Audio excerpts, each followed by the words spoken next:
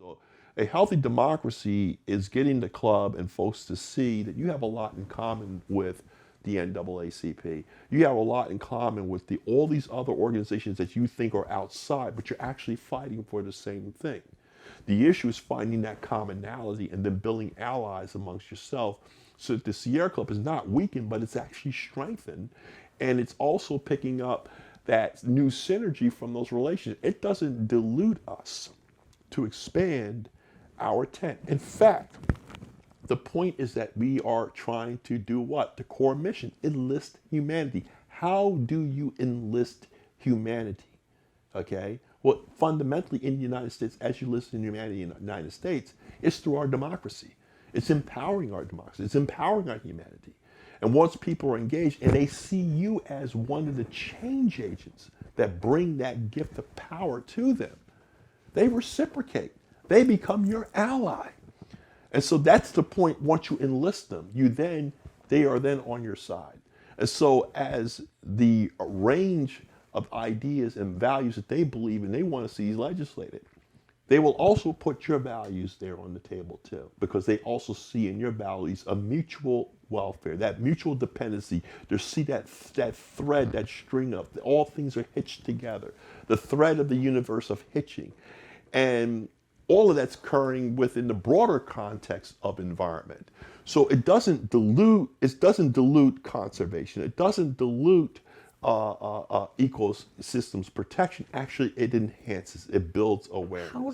How does this broadening of the environmental movement by bringing in a democratic process and making the movement linked to greater democracy and building the environmental movement that way, how does that work on the ground? So the theory I get. Oh yeah, no, well, two things. It is having an authentic voice that speaks to both communities, number one. So coming from the You are that voice. Absolutely. This is what I talked about, that metaphor of that bridge. Now we got that bridge. Now it's getting people to traverse that bridge to both sides and to share that journey. Hear this message. And so two things. One of the things that we did was that in preparation of me going to any of the chapters, I asked them to link up and find the president of the NAACP and have them invite that NAACP president to, the meeting, and we would have, a sermon with both. And I would link those movements together. I would go through and explain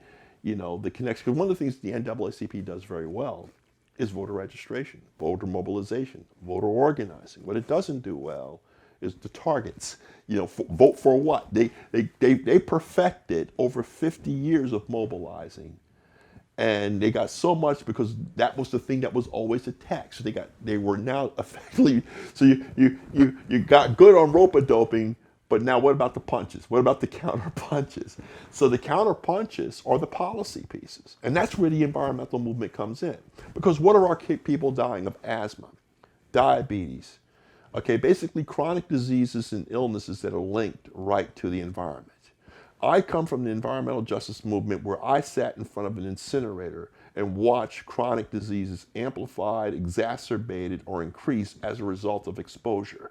But I have to translate that. This is what the beauty of the environmental justice movement is translate that to the general population so they can link that the complex processes of this industrial operation is infecting their health. And that affects it because it's polluting the air, the water, the soil. And I said, now generalize that to your food when you go down to the Hudson River to fish or to the bayou to fish or the creek to fish. What happens when that's also affecting the flora? If you're affected by it, flora and fauna that are affected by it. Your collard greens, when you go out and get your collard greens, what happens when that stuff is on it? Didn't I say, here's a thing called bioaccumulation. And so how your body as a top predator within the food chain now starts to store all these toxins coming from a polluted environment.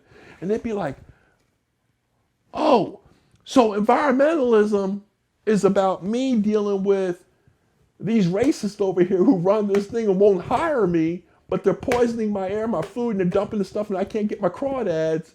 And so the black community, they catch on quick. And so they start to say, oh, so that's environmentalism too?